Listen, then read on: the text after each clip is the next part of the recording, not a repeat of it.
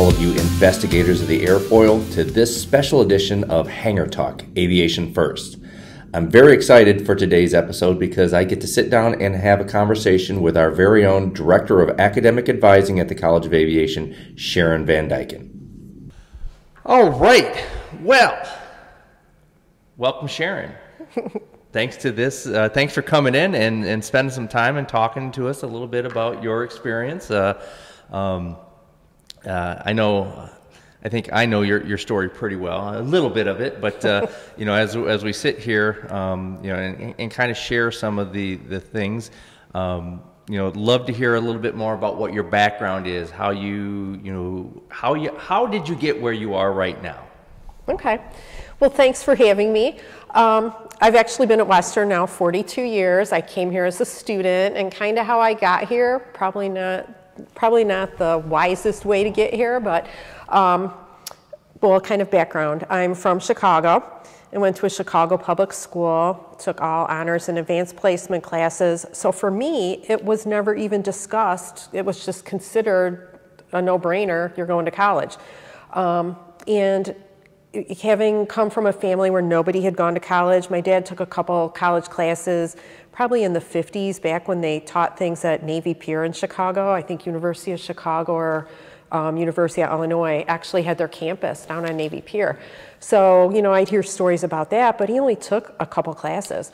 So I really had no idea what to expect. So I was going to go to University of Illinois like all my friends, and I kind of had a panic attack. I wanted to be close to our cottage, which was up here. So I applied to Western. And so here I am, and the smartest decision I ever made, because I worked here as a student. I got hired in full time the Monday after graduation and never left. So it actually turned out to be a really good thing for me, and I wouldn't change anything. But if I did change anything, I probably would have spent a little more time researching schools, visiting schools. I think I visited one school. I didn't even visit Western. I visited Illinois State because I had friends there and I had applied to that school. So I'm probably kind of getting off the subject here, but I didn't have anyone to talk to about college because I really didn't have any friends that were older than me that had gone to college. I actually got here to Western, didn't realize I had to buy my books. I mean, heaven forbid you have to buy your books. I went to a school where they gave you your books. It was a public school. And I remember calling home in tears, Mom, Dad, I need money. I got to buy books. So for me, there was so many unknowns just because I didn't know what to expect. I didn't really have anyone to talk to about it. And it all worked out fine. At the time, I was like freaking out, but it all worked out. Yeah, I think that's, you look back and at the time, it's like looking at Mount Everest. There's no way that we're ever going to be able to climb that. But then when you get to the top and you look back down, maybe this is a bad analogy, but sometimes people may say the journey wasn't that bad. Right, and then I can actually relate to students. And so over the years, I've had lots of students come to me with issues, questions, problems, and I'm more than happy to talk to students because I know what that feels like to come here and, have no idea what's going on or where to go to for help. So I think that's why I've enjoyed working for Western so much, because I really do enjoy working with students and helping them.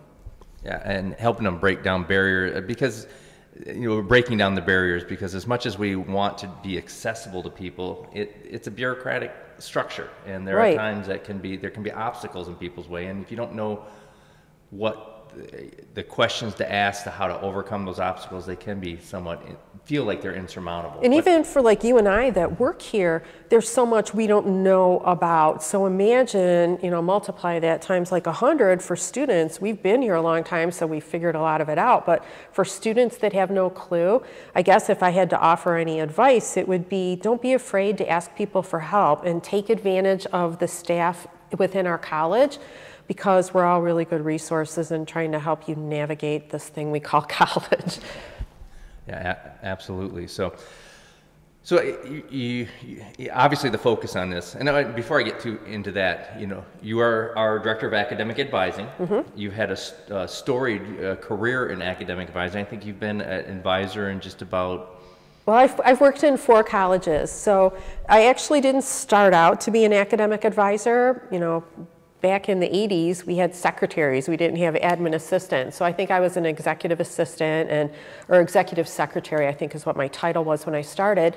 And they discovered that I had a couple years into the job, the chair discovered I had a really good handle on the curriculum. We had like, I don't know, 11 programs in the department I worked in. And he took me to one freshman orientation and never came back, left me on my own, and that was like 1988, and I've been advising ever since. So I think I had about 18 years in engineering, and then I went to the business college and got a full-time advising job, and I was there 8, and then engineering kind of called me back, so I went back there for a couple years, and then education. That was probably the most challenging of all my jobs because they have so many majors. And then this position opened up. So this is, I think I'm on year 13 in aviation. Well, there's a couple things that we can always be fortunate of. You know, thankfully your family had the cottage in Michigan. Thank you, cottage. We appreciate that because otherwise we may not have had you here at Western. And it's always kind of interesting to hear the stories on how people got here to Western. So that's always great. As a first-generation student, and as you look back on it, what were some of the things that you think about, you look back on, and you know, what does it mean to be a first-generation student for you? Well, number one, big sense of pride, because my dad didn't finish school. I have 2 brothers. They didn't go to college. My mom didn't go to college. I was thinking back on that, and really the only family members that I can think of that had college degrees were I had one aunt and uncle who went to Northern Illinois, and that's it. So we didn't have a lot of people in my family that had gone to college. It was all kind of working class. So it really was a sense of pride. Hey, I graduated from college. Well, that's awesome. And, you know, and I think, and then the pride, I think, not only probably goes from you, but also to your family too. Mm-hmm. I'm sure that they looked on that as a sense of pride. So, you talk a little bit about finding advising. You know that it was the kind of the school, the school of hard knocks. You learn it by doing it and getting thrown into that. And then, what drew you into aviation? So, well, it was kind of by accident. Aviation, back when I started here, was in the Department of Transportation Technology, and transportation merged with the department I worked in, and then we became engineering technology, and then that's the department that hired me. So I actually worked in aviation for quite a while when it was in the engineering college. So when I applied to come back here, I thought, wow, this is going to be an easy move because I worked in aviation when I started at Western and was always interested in it.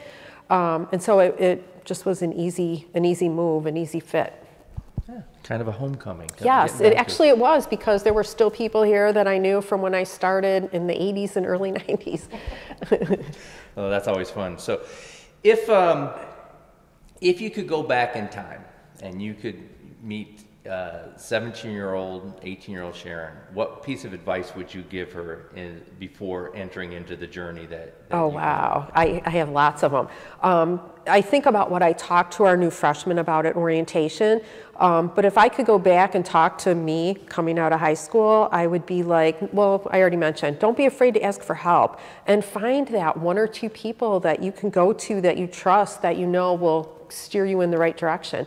Get involved, and that's probably the single most important thing I can tell students, because if you don't get involved, you feel really isolated, not a part of things, and there's so many student organizations and things that you can join up with. Even just doing things with people on your floor. Don't go home on weekends. Western is notorious, over the 40 years I've been here, a lot of students go home on the weekends, you know, so I would be like, don't go home, you know, wait until midway through the semester or Thanksgiving and then go home, because you want to be here and you don't want to miss out on anything. But I think our college does such a good job of trying to engage our students and provide them with things. But I tell the new freshmen, find 1 or 2 student organizations, find out when their meetings are. It's a great way to connect with other students and find out about scholarships, resources, all those things that you wouldn't know about if you didn't go to some of these meetings. So find your community. Yep. And I think we're fortunate that aviation can be a community itself, but then find that sub-community within that community that you can get very involved in. Hurdles. First generation students, always, there are hurdles that can impact their success. You mentioned one in particular was coming to class or coming to school and finding out, to pay for books. Yeah, which, they're not going to give them to me. Yeah, how am I supposed to learn? I don't have books. So what might have been another hurdle or something that you had to overcome thinking back on it?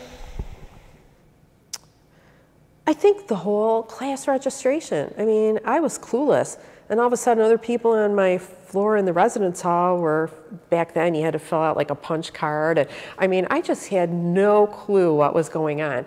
So having someone else to talk to might have been helpful, to be like, wow, you know, I went to college and we should be coming up on registration time. You probably need to go see an advisor and find out about it. As a student, I honestly don't think I met with a business advisor other than I had to apply to get in the professional program, and then I might have had to do something for graduation.